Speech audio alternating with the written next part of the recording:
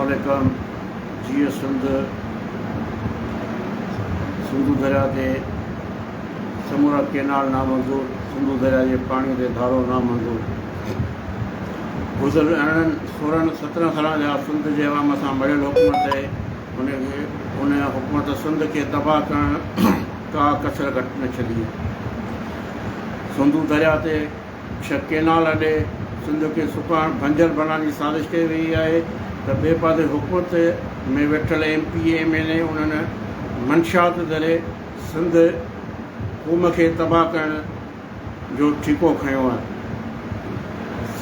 सिंधु दरिया ते केनाल अॾण वारे मामले सॼी सिंध सरेपा एहतजाज ज़ैन शाह जी सरबराही में ऐं हर सिंध जो सॼी सिंध में एहतजाज मुज़ाहरा धरना हलंदड़ आहिनि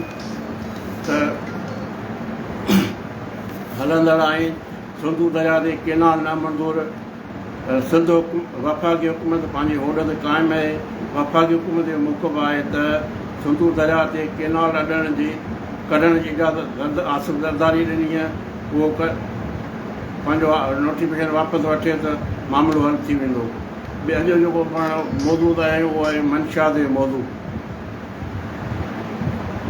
सॼी सिंध में मंशा फ़रोशी उरूज ते आहे, जंहिंमें पीपल्स पार्टी जा चूंडियल नुमाइंदा मलूस आहिनि। अफ़गानिस्तान खां मंशा इस्माइल थिए बलोचिस्तान पहुचे थी, बलोचिस्तान जे लाइ लोहीअ पहुचे थी, जिते बिरोई आहे उन वटि जितां मुख़्तलिफ़ गाॾियुनि में सिंध जे मुख़्तलिफ़ शहरनि में वञे थी। ऐं पाण ज़िक्र कंदासीं जेका सिंध जो कोस्तान खे मंशा जो अॾो बनायो वियो उन हवाले सां। बलोचिस्तान जे इलाइक़े लोहीअ खां मंशा जूं गाॾियूं तोंग अचनि थियूं। तोंग खां पोइ थाणो बुला खान दमाच अचनि थियूं, जेके मुख़्तलिफ़ सिंध जे मुख़्तलिफ़ ज़िलनि सिंध जे 4 डिवीज़न मीरपुर खास, कराची, हैदराबाद ऐं नवाशाह ज़िलनि जे डिवीज़न जे मुख़्तलिफ़ ज़िलनि में मंशात पुलिस खाते ऐं वाइल्ड लाइफ खाते जे अमलदारनि मेरफत सरपस्तीअ में मुंतक़िल कई वञे थी। असां केतिरनि ॾींहंनि खां इन सिलसिले में मुसलसिल आवाज़ उथारे रहिया आहियूं त कोस्तान खे सोशल समिट पुरमन कोस्तान खे सोशल समिट साज़िश तहत मंशा जो अॾो बनायो वियो आहे। जेका असांजी मालूमात आहे त अली जान अफ़गानी, सलीम जान अफ़गानी, ज़ाहिद भाई ऐं बंगश ग्रुप, सैद इसरा शाह ग्रुप, शाही ग्रुप ऐं ॿिया केतिरा ई ग्रुप आहिनि जेके कोस्तान में हिकु मंज़म साज़िश मंशात इस्माइल बलोचिस्तान अफ़गानिस्तान खां मंशात ऐं हथियार इस्माइल करे कोस्तान जे मुख़्तलिफ़ इलाइक़नि रखनि था। तोंग वारी साइड तोंग ॿी मोल वारी साइड ते मंशात पहुचे थी, जिते हुते 62 शख़्स जो बंगलो आहे, जिते ॿाहिरि पिकट क़ाइमु थियल आहे। उहो बंगलो क्रॉस करे थाणो बुलाखन पहुचे थी। हिकिड़ी थाणो बुलाखन पहुचे थी, ॿी थाणो दमाज पहुचे थी। जमात जंहिं गोदाम ते रखे 62 वॾेरे गोदाम में, जंहिंजो वीडियो कल्ह मूं सोशल मीडिया ते वायरल कई। उते अली जान अफ़गानी ऐं सलीम जान अफ़गानी जो माल रखियलु आहे। उहो माल मुख़्तलिफ़ इलाइक़नि वाइल्ड लाइफ गेम वाचर ऐं पुलिस खाते जे निगरानीअ में अलकारे जी निगरानी में सिंध जे मुख़्तलिफ़ ज़िलनि में मुख़्तलिफ़ कयो वञे थो। कोस्तान जे इलाइक़े रेक ऐं वाई अरब खां जामशोरे रूट ते मंशात सां भरियल गाॾियूं फुर थियण खां पोइ उते जा जेके मुक़ामी वॾेरा आहिनि उन्हनि खे बाइकाते गाॾियुनि जी निगरानी लाइ चौकीदार करे मुक़ररु कयो वियो आहे। ऐं ॿियो एॾा आहे मोल जे इलाइक़े खार छाण ऐं शिम में हथियार उते पहुचनि था, जितां भेरा जे ज़रिए कराची मुंतक़िल कया वञनि था। ऐं इहा बि मालूमात मिली आहे त कराचीअ जे इलाइक़े सफरा ॻोठ में हथियारनि जो दुकान आहे, जेको उते हथियार खे अचनि था, उहे उते शिफ्ट कया वञनि था, जंहिंमें कोस्तान जा 62 दुरियूं मलूस आहिनि। 62 दुरियूं मलूस आहिनि। कोस्तान जो हर नंढो इलाइक़ो मंशा जो अॾो बणियल हींअर कोस्तान मंशा जे हवाले सां लियारी ॿ नंबर आहे। कोस्तान जे सॼी दुनिया ख़बर आहे त कोस्तान में कंहिंजो हुकुम हले थो, कंहिंजी बादशाह ते केरु नंगनि दंगनि जो दावेदार आहे। जे उहो सचो थिए त कोस्तान जो मुस्तक़बिल मंशा जे अॾा ख़तमु थी सघनि था। थाणे अहमद खान में बंगड़े भरिसां मंशा जे अॾा हलंदड़ आहिनि, थाणो आरब फुला खान में अॾा हलंदड़ आहिनि, मोल में अॾा हलंदड़ आहिनि, सरीअ में, नूरियाबाद में, हर नंढे वॾे इलाइक़े में मंशाद, माओ, गुटको आम जाम आहे। 5 साल में मेसूं ॿार माए गुटके में लॻल आहे। कोस्तान जूं ज़मीनूं बिल्डर माफ़ियाउनि सां भेजा सां विकिरो कई वियूं, माण्हुनि खे ज़मीन खसी वई, माण्हुनि जो को रोज़गार जो ज़रियो न आहे।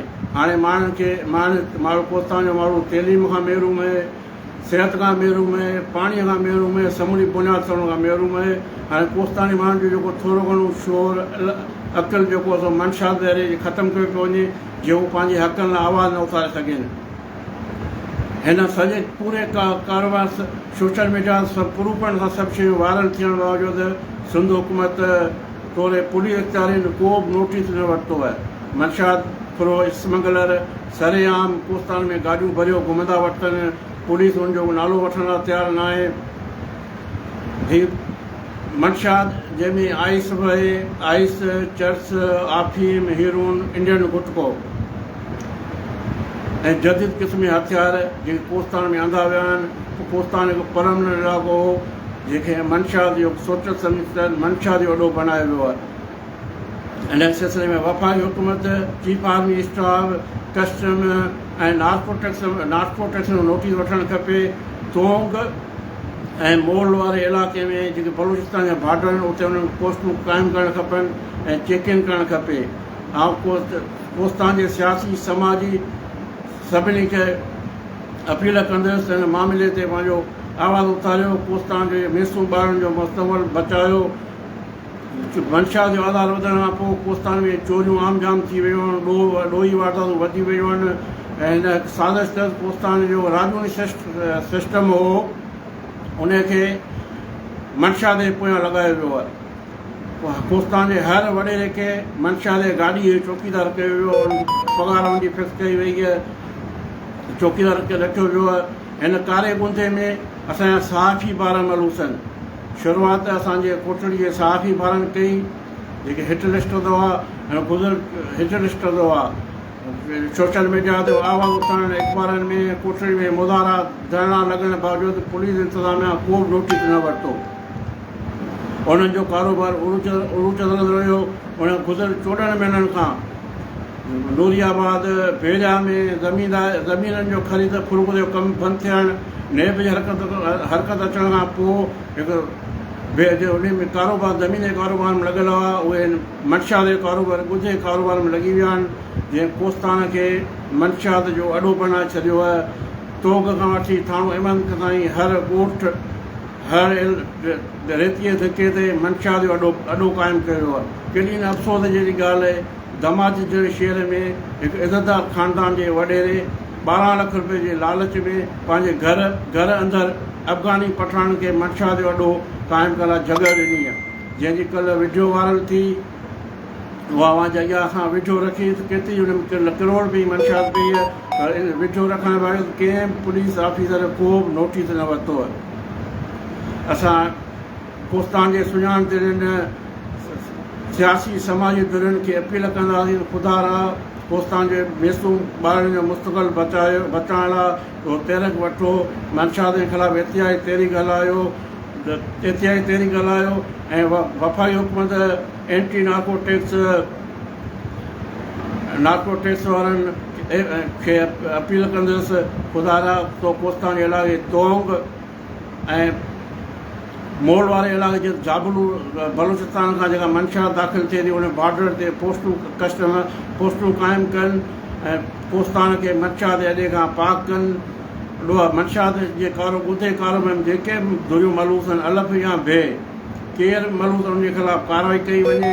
हिन वक़्तु थाणो बुला खान में यूनस नाले हिमरा मंशा हलायो जे गुज़िर इलेक्शन चूंड में दौरान सोना ताज पाराया। उनखे सोनेता जो मंशा जो लेसन ॾिनो वियो हलाइण जो।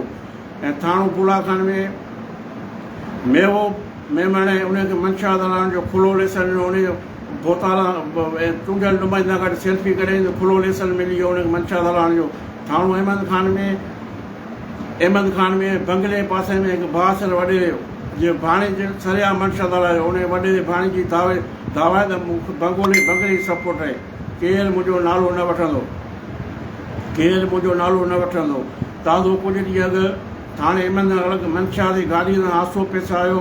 जंहिं इलाइक़े वारा माण्हू उते पहुता त उते गाॾीअ घेरो कयूं त गाॾीअ ड्राइवर जे फ़ोन ते ड्राइवर जे फ़ोन ते उते 2 गार्ड पहुता।